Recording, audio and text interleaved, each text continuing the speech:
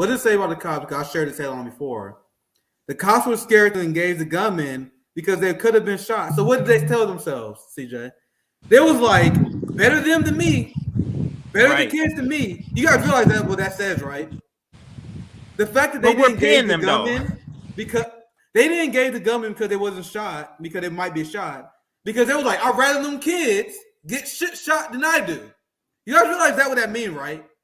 Every single cop at this scene did the analytics in their brain. They was like, yeah, after thinking about it, I'd rather the kids die than myself. That's what really happened. Now, this is what Zoya sent me, and this is what I mentioned earlier.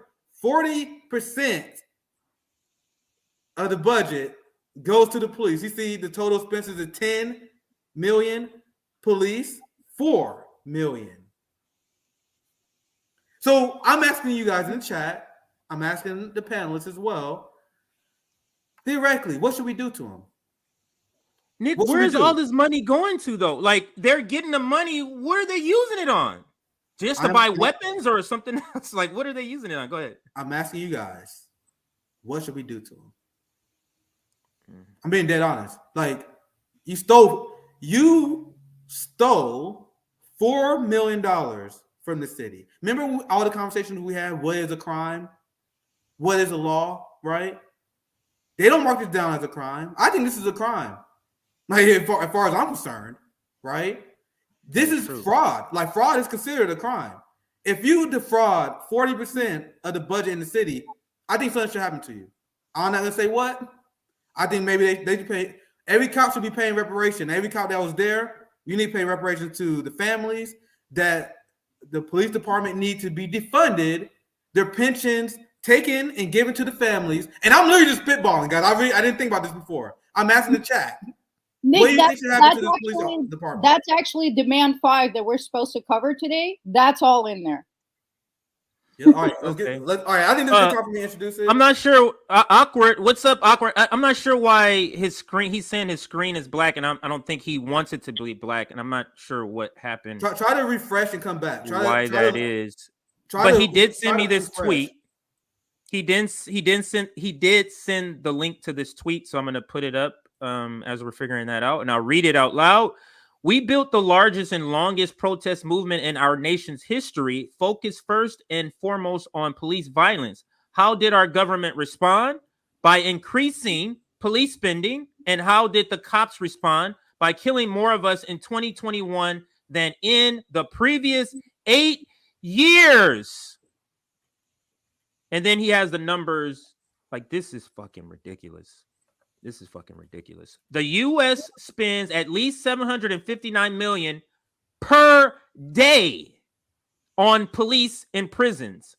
Estimated federal state law. So it's everything put together. And then it just gives you the breakdown. But let me just kind of talk about Awkward's tweet here.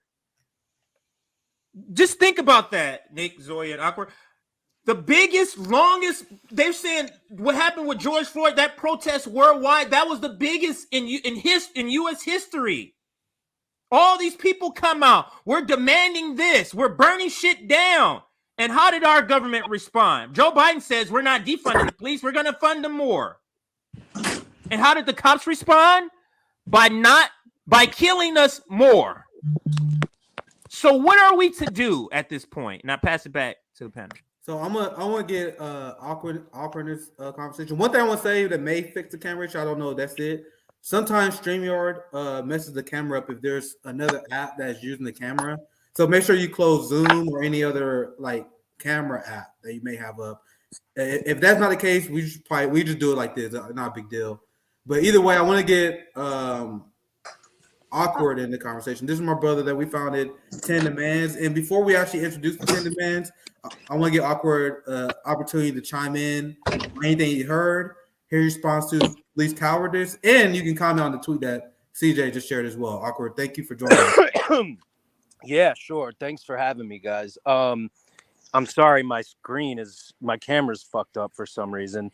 I just wanted, I guess the first thing I want to say is to let everyone know that right after the subway attack in New York City recently, I wrote an article about exactly what you guys have been talking about how police are not the answer to mass shootings or hate crimes or racism and all of the other isms, completely ineffectual, and actually, obviously now to many, they do quite the opposite of what we've been told they would do in a situation like this.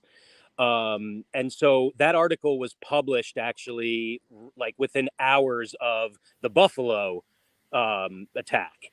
That article is on and is in Antagonist magazine. It's a digital media publication that, you know, talks about abolition and anti-fascism and everything. And we at 10 Demands have talked about this previously too. When we had on with us, we talked about, you know, she's an Asian American, and hate crimes increased significantly as a result of disinformation related to COVID.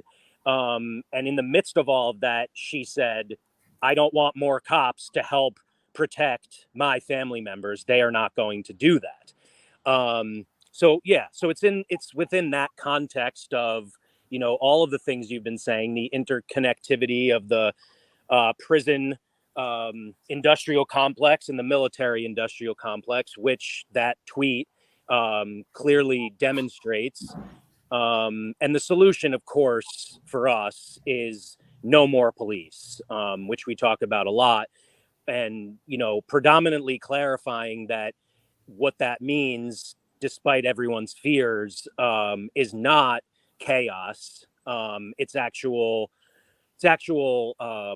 community defense. It's actually mutual aid. It's actually, you know, we protecting us, and caring for us, and doing that on a community basis, so that we all know each other. We all know the people we live around. We don't need cops from other cities coming in to patrol, target, harass, arrest, or kill us, and particularly Black people, Indigenous people, people of color, and trans people. What we need is our own mechanisms. And that's what abolition is all about. Living an alternative lifestyle every day of your life, being a humanist, and working toward chipping away at the system so we can replace it with community-based health and safety solutions. Well said, my brother Awkward. We also have my family for 10 Demands. It's been a while since I actually talked to Petrona. It's been quite a long time. I think the only person that we're missing is An. I haven't spoken to An. It's been even longer since I talked to her. But I'm glad that Petrona was able to join us. I'm gonna introduce our demands, because this is what we had. We went a little bit over, but I don't think it's that big. Hopefully, it's not that big of a deal. We have done a series because, as you guys know, I have co-founded 10 Demands. It's been like 2 years since we co-founded this, right? And we have done these video segments where we talk about each demand, because every demand that we made there was a lot of thought put into this, right? The biggest misconception that a lot of big police state bootlickers have is that abolitionists don't have a plan. They said, well, how are you guys going to get this done? We can't just get rid of cops overnight. Like, you guys think we don't know this? They really think that we don't have a plan to get this shit done. So I'm going to just read the ones we covered thus far. You guys see there, we did videos where we talk about this. I'm going to just show the silhouette. Boy, it's taking forever to load. But see, this An. It's been a long time since I've seen An, man. I miss her. But anyway, first one was obviously defund the police, reallocate resources to impacted communities. 2, demilitarize the police. 3, eliminate discriminatory policing, prosecution, and sentencing. 4, institute complete law enforcement transparency and accountability. This is the one we're covering today. 5, independently investigate all police crimes and abuses of power. And as you mentioned, Zoya, this just so happened to line up perfectly with current events and what we're talking about. And I'm going to read the other one just kind of introducing this to people who may not be aware. 6, install community representation, oversight, and safety measures. 7, end strategic counter-protest violence. 8, apologize and provide reparations. 9, end the war on drugs. 10, end custodial punishment. Now, we'll cover the rest of these later. And just to make it easier for you, Awkward, this is a good time to edit the video, because now we're gonna get to number 5. So number 5, will be the demand that we're gonna talk about in great detail today. And I'm gonna pass it to Awk, and then we get Petrona here, and then Zoya, to kind of give your thoughts on why we decided to add this as one of our demands. So number 5 is independently investigate all police crimes and abuses of power. I want to pass it to Awk first, and then we can get Petrona. I'm going to introduce you after Awk. So how do you want to start this demand, Awk? Well, let me first say I'm so excited, Petrona, you're here. I miss you. And, you were such an integral part to creating the 10 demands. So this is awesome to have you back. I think the first thing I just want to say is that, we spend half the time talking to people who believe abolitionists are lunatics, but the other half of the time we speak to other abolitionists who may be confused about what the 10 demands are. And it's important to note, because, Nick asked why this demand was included. There are a number of demands as we, go from 1 to 10 that would be considered reforms. However, there's a difference between a reform that chips away at the system toward abolition and a reform that counts as reformism. And reformism is how we get, the crime bill. It's how we get the George Floyd Act that was going to give $750 million more to the police. So this is an example of something that we need now while we still have police, and that is to hold them accountable. And the only way to do that is independently. We cannot rely on police to police themselves. Qualified immunity is just one part of the way they are able to get away with murder, literally. And as we know from the incredible work of my friend Sam Sway at mappingpoliceviolence.us, more than 98% of police murders don't result even in a charge. So we're not talking that 98+% of cops get off. We're talking 98% of cops who've killed people aren't charged at all. There's no response. There's no accountability. So the only way to ensure there is accountability as we work toward ending qualified immunity and build out a database of bad cops so other police departments aren't allowed to hire them, we also need to make sure we have implemented independent organizations, groups, at a community level, certainly to start, to make sure that we know what the police are doing so we can put that information out there and prove our point even further. That's such a great point. I know you say you were having some tech issues, Petrona. Is your audio good? I want to get you in here. If not, hopefully we try to refresh. God knows StreamYard can be a pain in the ass when you first use it. Are you there, Petrona? Mm-hmm. Audio good? Okay, I'm gonna move to Zoya. Try to refresh. Like she just said, we know the pain of using StreamYard, especially for the first time. So try to refresh and see if it works after that. But Zoya, I want to get you in here. Do you want to read the demand, or do you want to add to it? I'll let you take it from here. If not, I can read it after you get done. You can add anything you want, Zoya. And then CJ, feel free to chime in after us anytime you want if you want to add anything. Absolutely. But Zoya, what is your contribution? Once again, I'm gonna read the demand. Here it is. Let me pull it up here for you guys. I'm just so happy all of us are together. It's been a while, and part of the reason Petrona stepped away is because this is so triggering and painful for her. And I'm just so happy that we're all here together. We really bonded. I really feel like family with all of you guys. And we put in so much time, so much research, and so much work into formulating these demands, because beyond the pain, we really want things to change. So why you guys think I'm so good at this issue? Like, it was Zoya and Ak. We was in these Zoom calls, and they were telling me shit. I'm like, holy shit. Like, Zoya and Ak taught me so much about this police state, guys. That's why I'm able to do what I do. But sorry, go ahead, Zoya. No, and we're all still learning. There's still more to learn, infinitely. Always, yeah.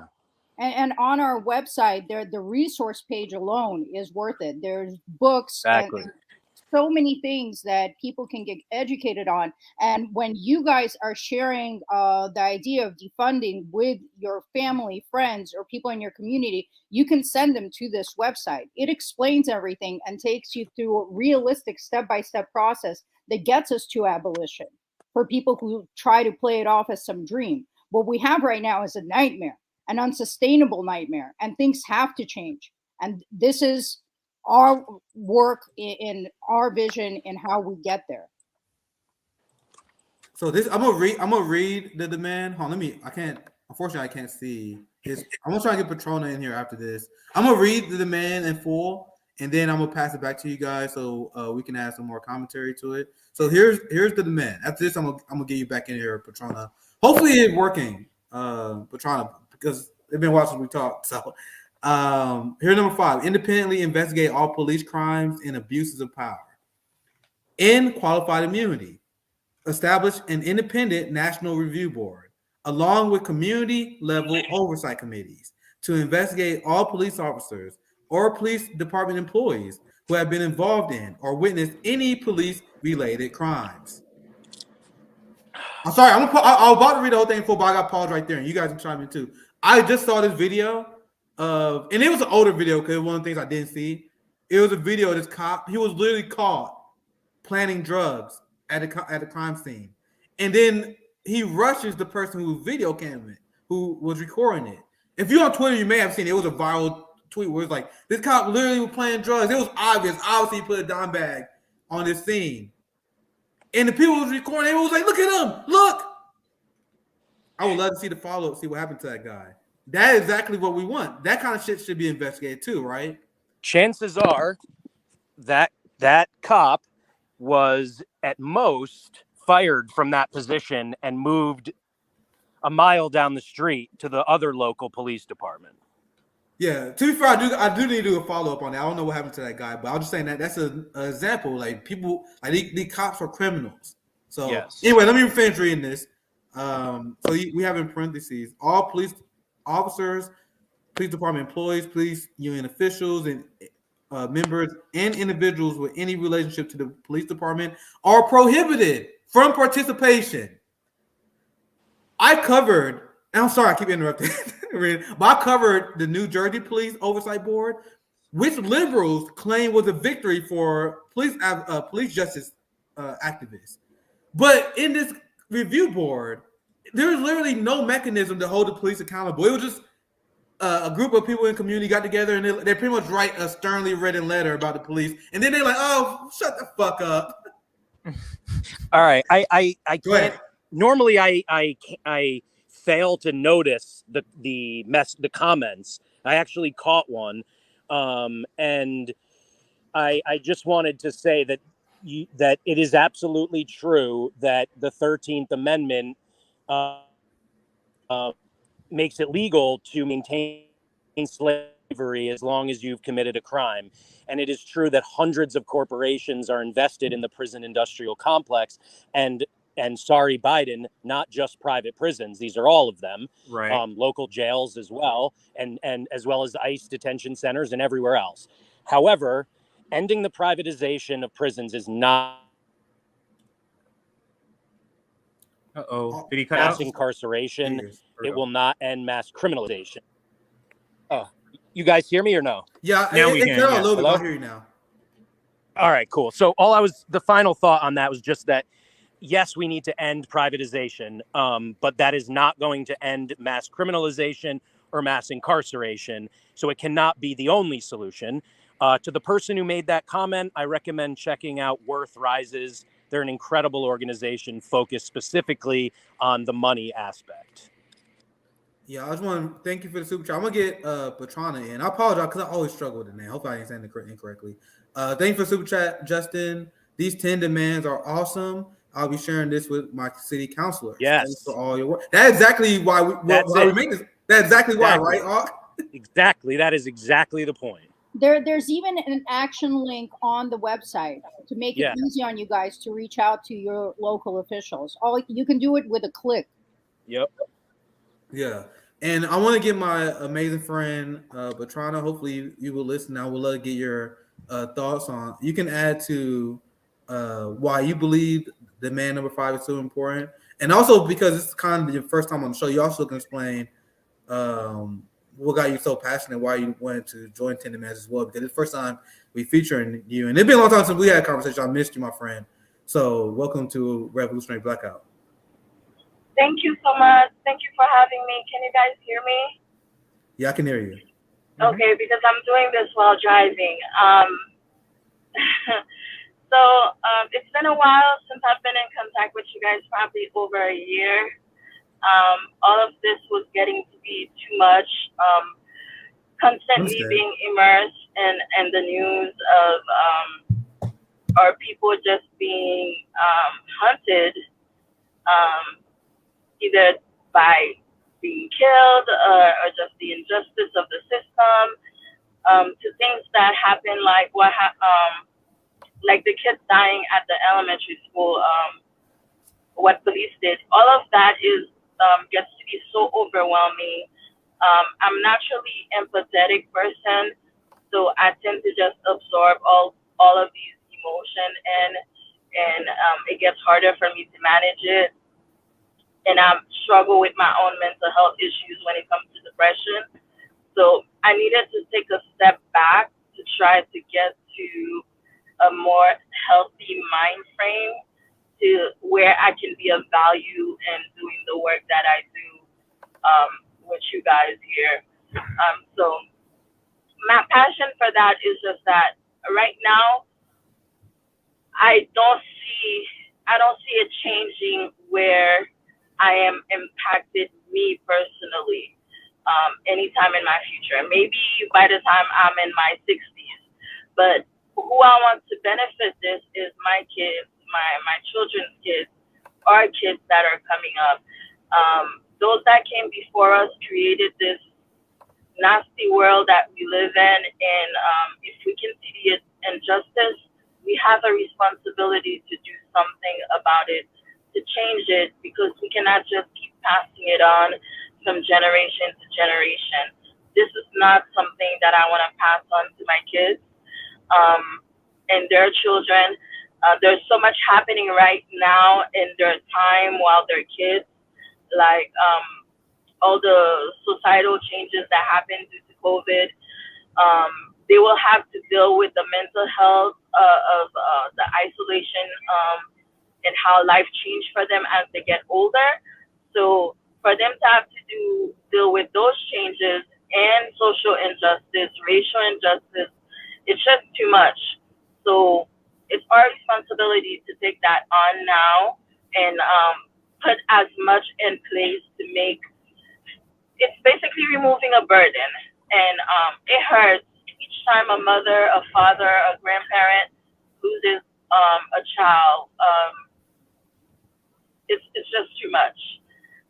All of this started for me with Ahmaud Arbery and George Floyd. It really kicked it into gear because those hit me. It hit everybody really hard, but it's just like, it's not every day you see somebody dying, calling out for their dead mother, or a kid going out for a run with their whole life in front of them and basically being hunted. And all of this at the height of the pandemic. So it was very overwhelming for me. And being part of the groups that I was part of with Og and An and Zoya and so many others like you, Nick, too. Just getting together, I think this gave us a purpose because we felt so hopeless, so helpless. This gave us a purpose. And to see that even while some of us are crumbling down like me, that you guys keep doing the work, keep boosting the demands, keep advocating for this justice, it warms my heart. And Zoya has been reaching out to me. It's like, you have a voice, you need to speak. So thank you for having me. Sorry for the rant, but I just wanted to answer your question, give that background, and just explain why I'm so passionate about all of this. Yeah. Yeah. Petrona, you're part of a long history of powerful, radical Black women living it, not just fighting it, but living it, having those conversations with your kids and being terrified. And, you know, it reminds me like what we ended up doing with that passion and, you know, is with 10 Demands is similar to what happened with Critical Resistance, one of the first and most important abolitionist organizations. Dylan Rodriguez, one of the founding members, told me the story about how they all came together after years of, you know, justice work and realized together as a group in this meeting, you know, of these powerful minds, that all of their efforts have just led to these reforms that have strengthened the very system they were trying to fight. And that's how they came to the idea of, you know, organizing around abolition, which is exactly what we did too. Yeah, well said. I'm actually gonna finish reading the demand because we usually try to keep the demand segments to about 30 minutes. So I'm gonna try and wrap up this demand. I'm gonna finish reading it, and then I'm gonna go to Zoya, then Ak, and then Petrona, and then we're gonna wrap up the segment. I know we usually want to keep these only about 30 minutes. So let me finish reading the demand here. Here it is.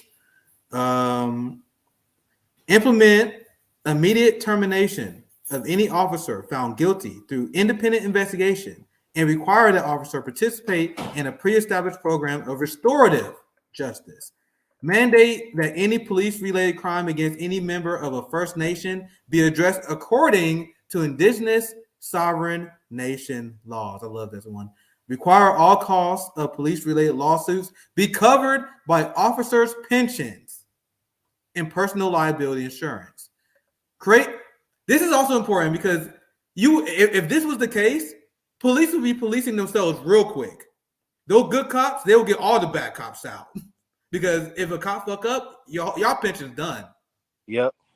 That's exactly why we put that in mind. I'm gonna read the last sentence and what order did I say? I think I said Zoya, Aqua, and Petrona, right? Hey, Nick, you always serve as a moderator on these. I would love if you're up for it, for you to add your own commentary before we get to the rest of us. The only reason I'm not this time because I literally saw that my laptop has 25%, 25 minutes left. Okay. That's only because you missed it, but I'm at my mom's house right now because my internet is out. Another rolling blackout, so I just grabbed my laptop and ran over here. Okay. So of course I don't have a ton of time. I'll hold you to it next time. Yeah, but I hear what you're saying. I talk too much as it is. Whenever we do these segments, because I'm ranting for like hours on this, so I usually always want to highlight you guys. But I hear you. Thank you. Let me chime in really quick to do one quick thing, please, and that's a like check for everything. This is the last opportunity that I'm going to be asking for to like this stream. This is important because the topic that we're talking about, we need more people to see that. And yes, liking this stream is the way that we're going to get this. So right now we're at 383 likes. If we can get to 425, get some more people in the chat. There's a lot of people don't know. You hear defund the police, abolish the police, and it's like, well, how are we going to do that? There's a lot of people that need to hear this discussion, hear the discussion about 10 demands, steps on how to road to abolition. So if you like this stream, we can get more people to this stream in the discussion. Go ahead, Awkward. No, I was just going to, add on to what you were saying. Not only do people not know and need to hear, but we are being actively censored. Our music video, for instance, you have to press like 3 buttons to even be able to watch it because YouTube censors it. So they're without a doubt at least suppressing conversations about this as well. So the more of you that actively force, upon this suppression, the better. Absolutely. I couldn't have said it better myself. Go ahead, Nick. Yeah, I may do a stream where I cover these other 4 for the RBN members who missed it. But as you see with this demand, you see how specific we are. With like talking about real actions that you can do to impact your community. The same with every other one here. Like we actually bring up real policies that you can implement, right? Yep. So let me read the last. So we only literally got 2 sentences left. Then I'll pass it to you guys, and we'll probably have to wrap soon. Create a legal fund for victims of police brutality. Immediately dismantle any police department that violates civil rights. So I want to pass it to Zoya here. Zoya, anything you want to add? Anything you think is important to add in terms of this demand? Since we are talking about, we're focusing on this particular demand, and then we go Petrona and then Ak next. Yes. So I'm going to need a minute to unpack this. This is from an article, but I just want to read it in case people don't know what qualified immunity is or how it plays out. Qualified immunity protects all government officials, not just police officers, from financial liability when they violate constitutional rights. Unless the complaint of conduct is clearly established as constitutional, they're off the hook. The problem is that courts have defined clearly established in such an unusual way that it is nearly impossible to hold law enforcement officers accountable for even the most serious and deliberate violation of constitutional rights. Courts will not impose liability unless virtually identical conduct has been the subject of a past lawsuit and was declared unconstitutional. And since immunity from suit prevents constitutional violations from becoming clearly established in the first place, qualified immunity creates a cycle that frustrates the enforcement of constitutional rights. To see how this works in practice, consider Baxter versus Bracey, which the Supreme Court declined to review. In that case, police sicked their dog on Alexander Baxter, who was sitting on the ground, hands raised in surrender. We know from an earlier precedent that it is unconstitutional for police officers to release a dog on an unarmed suspect who's laying down on the ground, hands at his sides. Should it matter to the law whether the suspect was laying down, hands at side, or sitting down, hands raised? Under qualified immunity, that meaningless distinction is the difference between accountability and impunity. The Sixth Circuit ruled that the officers in Baxter are immune from suit, leaving Baxter without redress for his injuries. Because the court declined to address the merits of his claim, the same impediment will exist for anybody who suffers a similar injury in the future. Whether the conduct at issue in Baxter violates the Constitution is still unclear in the Sixth Circuit. And just bear with me a minute, because this is important to cover. But as calls to end qualified immunity swell, some argue that shielding law enforcement officers from financial liability is good policy. After all, most Americans want the police to be able to perform their duties without fear of the personal financial burden that might result from civil rights enforcement lawsuits. Police officers have a difficult job. I'm quoting this article, I disagree. They are often required to make challenging split-second decisions in tense and potentially life-threatening scenarios. Do we want them to hesitate in the line of duty? Is it fair to hold individual officers accountable? If you are thinking along these lines, let me explain why I believe an end to qualified immunity is consistent with both justice and sound policing. And I'll stop there because it's a longer article. But basically, in this demand, we want cops to answer for their actions, to know that their pensions are going to be at risk, not for them to be able to walk away regardless of the harm that they cause in the line of duty.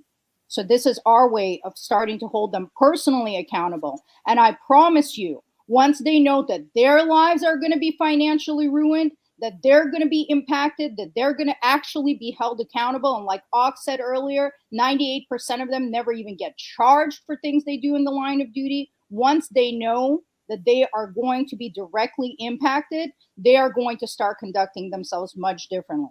And that is part of the facet of this demand. Yeah, and I love that you brought the argument that they usually use to keep stuff like quality immunity, because they're like, oh, you don't want the officer to hesitate because they may be sued. Now, the most recent example of the police allowing kids to die, that destroys all propaganda in all its forms, because now they can't use that. You guys hesitated and allowed kids to die in the most recent example. So this excuse that they use that, oh, we can't have any officer to hesitate in the line of duty when lives are on the line. Throw it out. Throw it out. And because We've seen that not true. But go ahead, CJ. I think you went. Someone wanted to chime in. No, it was me. Sorry, I didn't mean to interrupt. Go ahead.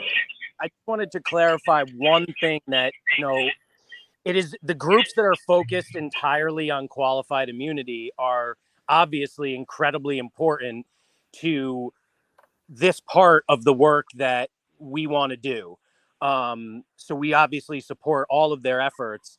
And yes, because of the precedents set by civil lawsuits involving qualified immunity affect civil rights, it unto itself is critically important. But I just wanted to point out, too, that qualified immunity doesn't address criminal issues at all. It's all civil. So it can't be the only solution because, okay, sure. So now they can get sued. But if they're still able to, like, shoot someone in the face and not go to jail while the rest of us would, that's a problem, too. I'm glad you brought that up, Alka, because on another stream, I literally mentioned, I was like, I'm not trying to be a Debbie Downer, guys, but I don't even think qualified immunity really going to fix our problem because the whole system is rigged. Once again, I do think it's a step that has to be taken, and I'm for anything that decreases police power, but like you got literally the judiciary that is on the side of the police, right? So I think the system will find a way to adjust the same way it adjusted the body cams. I remember thinking body cams was a great reform, but it wasn't in hindsight. And then we found out that the police unions were arguing for body cameras because it extended their field of view and their surveillance.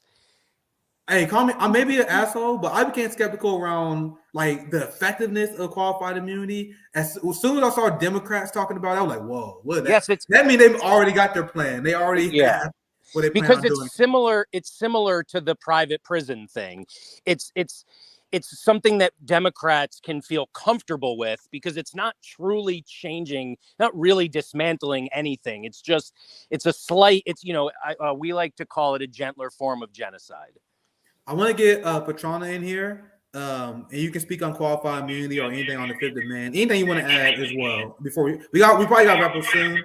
At least I gotta go. Maybe CJ can moderate because my laptop is really gonna die. But Petrona, you want to have anything you want to add? Yes. When it comes to what happened at the elementary school, I read somewhere that there are cops that went in and got their kids out of the school. Yes. They went in and got their own kids out of the school. But they didn't help other children, and they were actively preventing those parents to go in and do something for their own children. Petrona, please send that to me. I think Zoya has it. Okay. If I can find it too, I'll do that. I mean, that is insane. Exactly. So this blows everything out of the water for me. I mean, everything was blown out of the water already to begin with, but this takes the cake. They say cops have a dangerous job, yet there are so many other jobs that make that list before you get to a cop. Teacher now is one of them. 21 to be exact. Yes. More kids have died. More people have died from shooting this year than for just living than cops have died in the line of duty. So this is not dangerous. We don't want them to be scared. It's like, if you're going to be so scared to do your job that we have to handle you with kid gloves, guess what? Your training was not done properly, and you should not be doing this job. Because if a surgeon who has a neurosurgeon or a heart surgeon who has somebody's life in their hand is too scared of where they're going to cut, what they're going to cut, and they're unsure of themselves, they're second guessing themselves then they cannot do that job. They cannot. But yet they manage to do it. And then cops, like, even for simply stopping somebody for a ticket, they're already on edge. Come on. So with this demand, their accountability level needs to be changed. Doctors have malpractice insurance. I don't know what the form of that would be, where we can start with cops. Is just start depleting their pension. Seriously, start depleting their pensions. They have to pay for it. Just hit them where it counts. Because apparently it's only about the money for them and the power to kill people. And I want to share. I think this is a good video to wrap the segment up, just because of time. Unfortunately, we gotta do this more often. I gotta have, like, even if we're not talking about demand, we gotta have a panel with the 10 demand people. It's been long. I miss having this conversation. Like, me and Zoya, we do it a lot, but we got to start doing this more often. I want to share this video. I'll pass it to you, CJ, because I probably. Well, how much time you got, Nick? How much time? What does according to my computer, it says I got 10 minutes left before my battery dies. So we're gonna say you got 7 minutes. So we got to make sure we wrap by like 12:38 or 3:38. This is a 30-second video. I want to share it and I'll pass it to Zoya to add a little more context to it, and then we wrap the segment with this. Where is it? Here it is, and it says. Vigils of occupied Islamabad where protesters chased away the police. Oh, let me turn the audio. Maybe I should turn the audio on.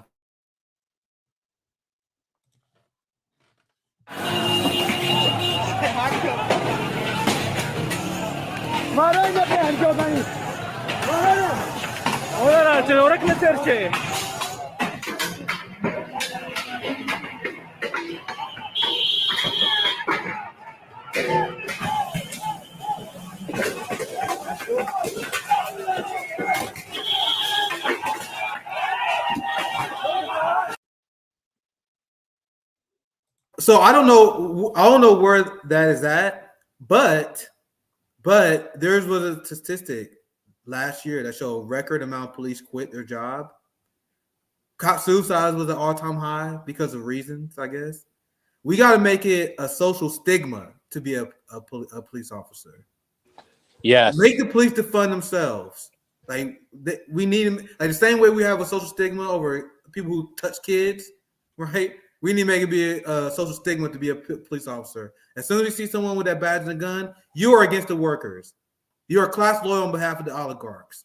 That's how we should view it. But Ark, I know you want to chime in, and let's get final thoughts on the segment, just because we got to wrap up here in a few minutes. So all final thoughts, then we go Petrona and Zoya. If Nick happens to drop out, I'll close it down. Just giving everybody a heads up. But we literally have like 4. He has like 4 minutes on his laptop. So let's go ahead around the table, like Nick said. All right. I'll just reiterate that, if this stuff interests you, if you've been interested in it and know something about it, but not enough to spread the message, please do check out not just the demands themselves, but the resources page. There are a lot of great thinkers out there doing work on this, not just great thinkers, but great actors as well. And the only other thing I want to say is thank you to Revolutionary Blackout for hosting this and for always hosting. You guys are incredible. And so if there's one call to action for the listeners, please donate whatever you can to them. And please spread the message about their network, because when they're not talking about 10 demands or police brutality, they're incredibly critical topics, and it's an international anti-imperialist perspective led by powerful Black people. It's brilliant. And one last thing before I say, we could probably get dropped here soon. We talk about allyship all the time, CJ.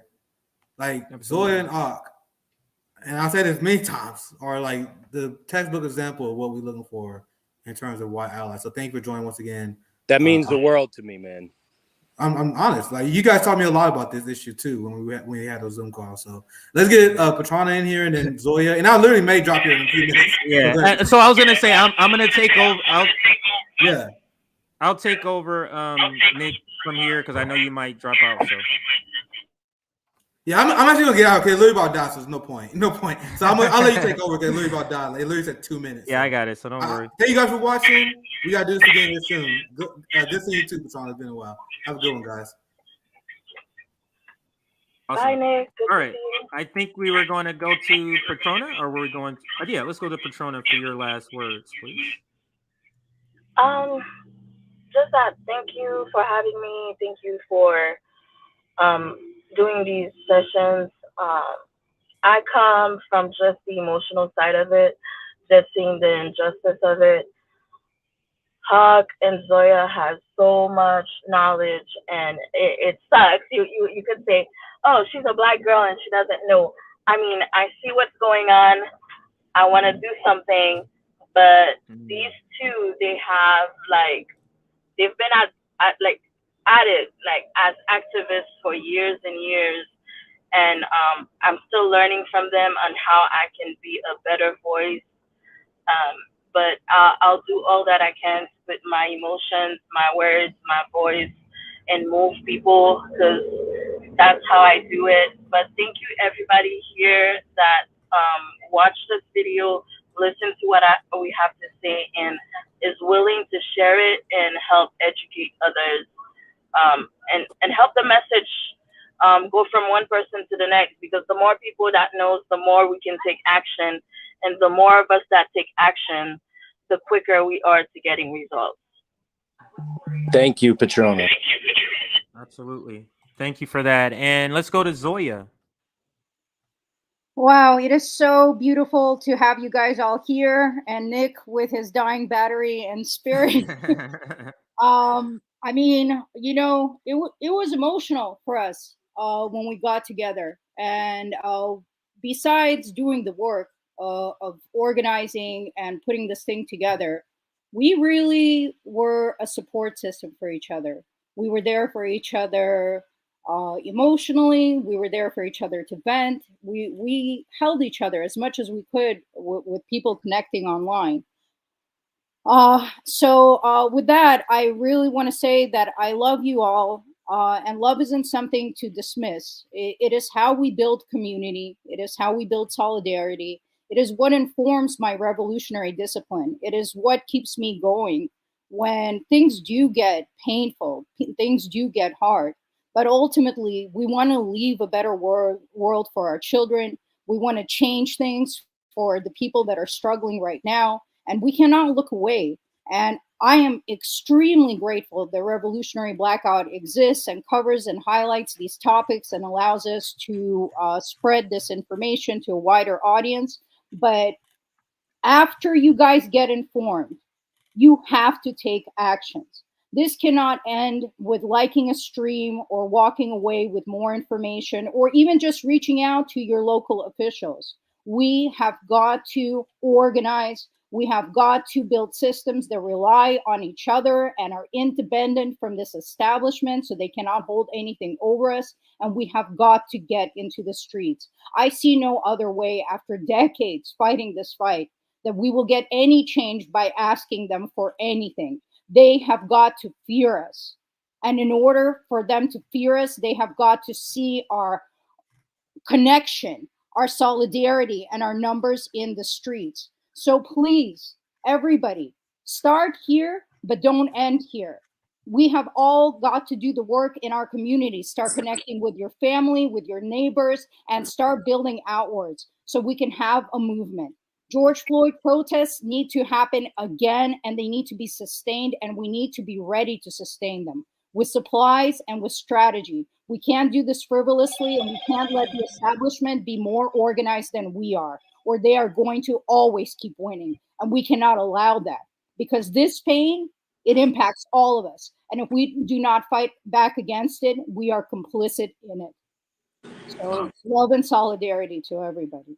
That was powerful. And for anyone who, you know, is like, I hear you, but I don't know, let's say I'm disabled. I can't, I have a physical disability. I can't go to a protest. There are a million things you can do in your community. And like Zoya said, the easiest obviously is to go to the Take Action page on the 10forjustice.com, and send the open letter to your mayor, your congressman, etc. But there are other things you can do, whether it's putting your ass in a seat in a courtroom and court watching, whether it's cop watching out your window, whether it's donating to a bail fund, or participating in or donating to mutual aid efforts. These are all things that you can do to help us, get going in the right direction and have those material necessities, like Zoya was saying, to actually sustain our movement further. Not everyone is a direct action civil disobedience person. But if they're terrified of us and you bring the 10 demands to the city council and say, I'm the safer answer, you don't want any more police stations burned down, they're going to listen to you. Absolutely. And thank you, Ak. This has been a great Friday discussion. We're going to, of course, have to have 10 demands back on because this needs a complete hour to its own.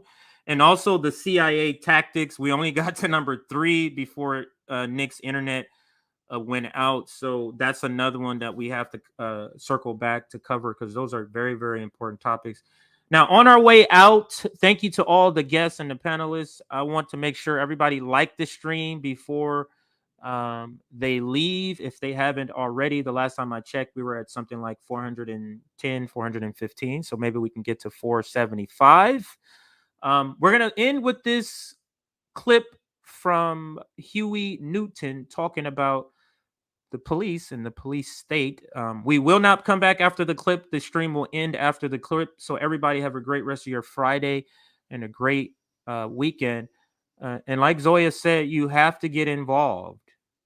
And being disabled, there's a lot of different ways to be involved. So don't think that is one way to get involved. Somebody wanted to talk. It looked like somebody had something else to say. I heard a sound. I just wanted to thank you, man. That's all. Love you, brother. Yeah. Love you too, sir.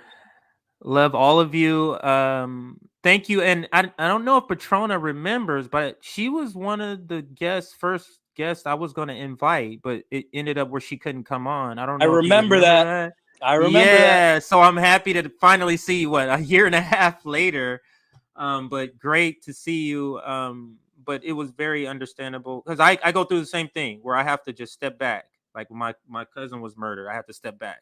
I remember that just for my own mental health. I had to step back from that. Yeah, of course. So that is it. That's gonna do it for today. Thank you for watching RBN and supporting. Sabby is up later today for her show, so make sure you check that out. Yes. But let's end the stream with Huey Newton and from the Black Panthers. And here it goes. In America, black people are treated very much as the Vietnamese people or any other colonized people because we're brutalized. The police in our community occupy our area, our community, as a foreign troop occupies territory. And the police are there not to, in our community, not to promote our welfare or for our security and our safety, but they're there to contain us, to brutalize us and murder us because they have their orders to do so. And just as the soldiers in Vietnam have their orders to destroy the Vietnamese people, the police in our community couldn't possibly be there to protect our property because we own no property. They couldn't possibly be there to see that we receive the due process of law for the simple reason that the police themselves deny us the due process of law. And so it's very apparent that the police are only in our community, not for our security, but the security of the business owners in the community, and also to see that the status quo is kept intact.